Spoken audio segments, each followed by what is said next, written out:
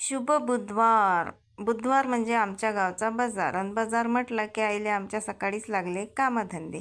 आता कमेंट तर एवढ्या भारी भारी येतात ना, मला का वाचूनच हसायला येते. आता अशी कमेंट आली की स्वतःच्या लग्नाचा विचार कर, किती कामं करतीस. आता कामं लग्न केलंय तरी करावं लागतात, नाही केलं तरी करावं लागतात. आता पोट आहे आपलं, पोटासाठी जेवढं लागते ना तेवढे कामं कुठेही करावं लागतात. मग त्यात लग्न करा तुम्ही, नका करू का तसेच राहा. असो.